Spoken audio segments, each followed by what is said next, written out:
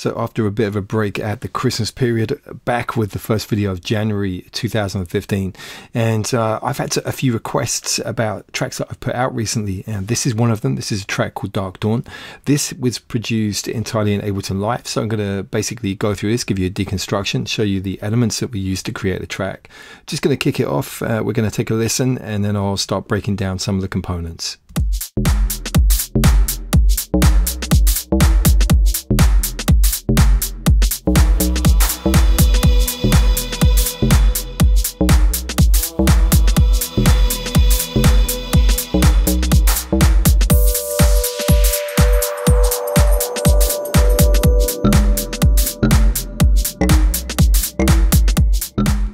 So as you can hear, it's a very simplistic tune, lots of space in the mix, very simple in terms of the elements that are basically building up the track. And so let me just kick off with the beats. You can see here that these are running through Machine, and this was actually put together before the recent update with Machine, where basically they made it a lot easier to handle things within the DAW. So this was prior to those enhancements, and so what I was doing was I was basically running everything out through an output here and using the filter, and then basically some track automation here, so track volume, to take the beats in and out to provide the variation. So this is just purely because it was a lot of hassle to get all of those elements into Ableton, you know, the actual MIDI parts, the programming, and also then to deal with the whole routing and stuff. So I was kind of being lazy, but you know, at the end of the day, the result sounds great. So just to give you some context on this, what I'm going to do is solo the beats.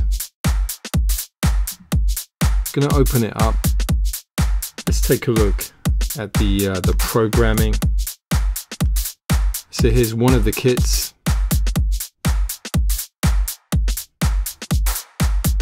And I think this is one of the preset kits, in fact. What have I got going on here? A couple of other elements. Just going to take the first beat off. Yeah, some little shaker hits on there. Extra drum sound. And look, we've got to the point where in the structure over here you can see that the volume is muted. I've taken it right down so that we don't hear the beat, and that's my way of doing the structuring. All right, so it's a little bit kind of simplistic, but like I said, it works. And this was because I was frustrated with the kind of arrangement capabilities of Machine when I actually made the track, which was, you know, created quite a while ago. So yeah, so two kits here in Machine, and as you can see, I'm using the filtering here, and also I'm not sure why I added these. I can't remember. I think this is because I felt there was a bit too much on the top end, rolling that down, and obviously felt a need to bring the level up on here for some reason. Let's have a listen again.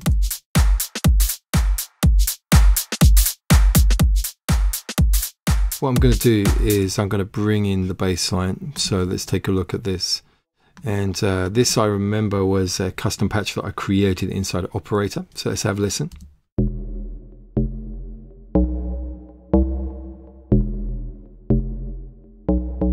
And you can see actually that there's some automation going on here. And this is to do with the third oscillator. I'm going to take us to that point so we can hear that.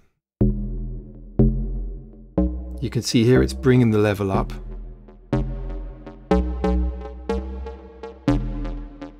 So basically this is an FM sound. Sounds great. It's got a real lovely vibe to it. It's running through a variety of different processes, as you can see. So we've got here, first of all, the VC2A. This is the LA2A compressor emulation from Softube that's part of the Native Instruments bundle. And this is great. This is just to control the levels there. The next thing that I was doing is a sidechain compressor with the kick drum. In fact, that was with the beats because I didn't have it separate on the kick drum.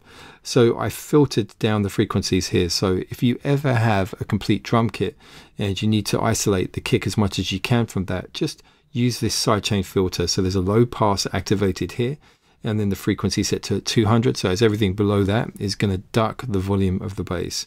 Then it's going through a reverb, so it's creating that big sense of space.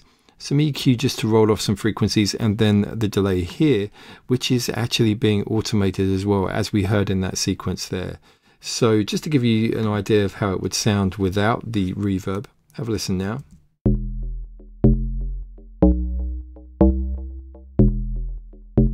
And let's put it back on.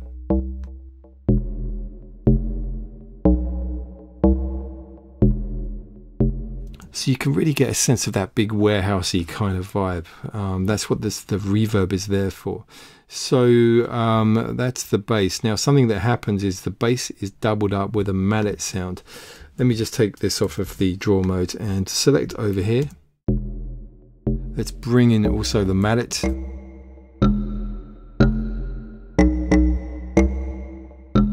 Now this is an M1 patch. It's one of the presets and it's just in the mallet collection. And this one is the kalimba. Okay, so there's a nice collection of these here. Kalimba is a very nice sound you can layer on top. You can see that I've used the EQ3 to roll off some very low frequencies. And then we have a delay here being used to add some drama at certain points. And in fact, at this point, the bass is stopped and this sound is in isolation. So let's just get some context on that. Let's bring it back.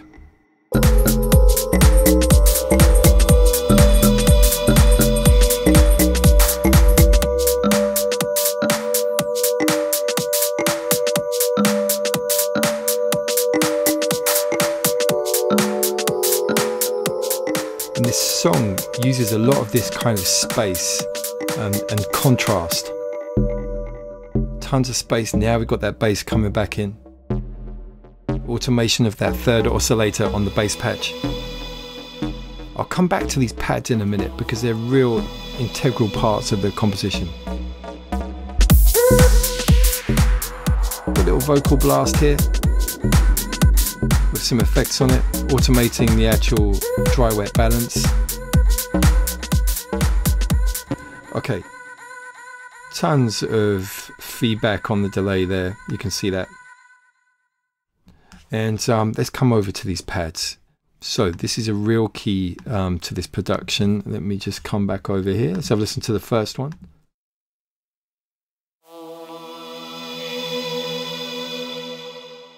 Very dramatic sound, courtesy of Massive. This is a preset called Binary Dream.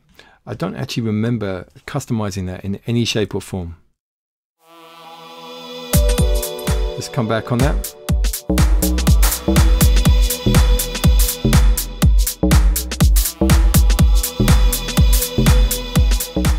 And onto this one.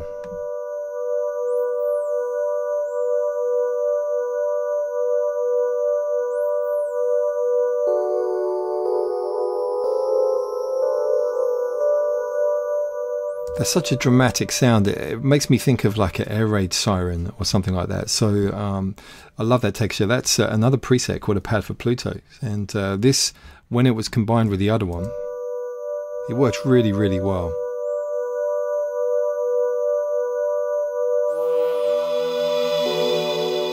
You see how that kind of underpins it. Adds extra drama to it.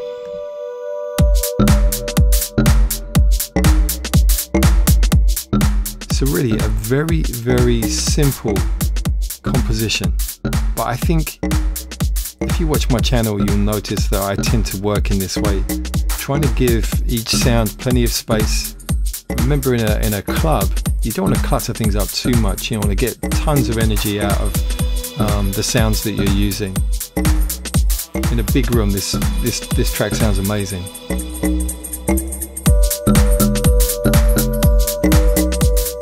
So in terms of the structure, you can see what's going on here. These main elements are pretty much repeated with a section in the middle where things are stripped down a bit more, and then I'm using automation on the vocals and also on that bass to really allow the track to kind of evolve and kind of vibe in different ways. And then the vocal is coming through as a new element on the second half. So you know, you don't get a sense of too much repetition, although it's definitely a repetitive track.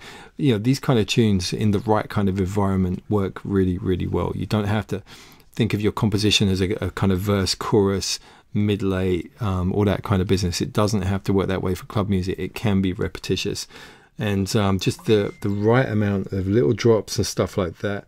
And that's what allows you to keep the composition going. So things like these little beats when they're being dropped at certain positions. Let me take you to this section.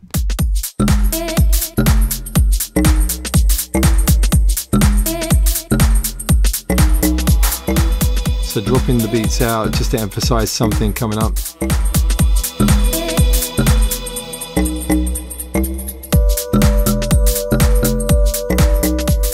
One thing I will point out is that the tambourine loop, which is literally just an audio loop, you can hear that movement that's going on, and that's because of the phaser. I'll take it off. So it's all very, you know, kind of familiar there. Put the phaser on, it just adds a little bit of spooky movement to that. The LFO speed is very low here, but the feedback's quite high. That's what's creating that nice kind of resonant shift every now and again. And I really like that sort of thing. And it's not on any kind of grid to tempo setting here, so you can set this to be cycling according to tempo. I turned that off. So I like that kind of random, well, it's not random, but this kind of organic movement. So that's pretty much it on the composition side. Let me show you what I did on the master settings. And this was before I got hold of some of the Slate plugins that I've been using in recent times. So for my bus compression, this is the solid bus compressor. That's part of the complete bundle. Then for my EQ, the Vibe EQ. So you see me using this fairly often. And then for my limiting at the end, the L2. So that's what's going on with those. This is just being used to gel the mix together. And you can see my settings here. That's actually quite high on the ratio, so 4:1. The attack is slow. That's to allow the transients to come through. So it's 30 milliseconds. Release to auto. And then the EQ here is just being used to dip a little bit at 240 and a little bit at 2.5K. And for me, that was just kind of warming it up and making it sound how I wanted it to sound. So that's pretty much it. And, you know, there have been some other requests for deconstructions, so I'll try and do a few of those over the next few weeks.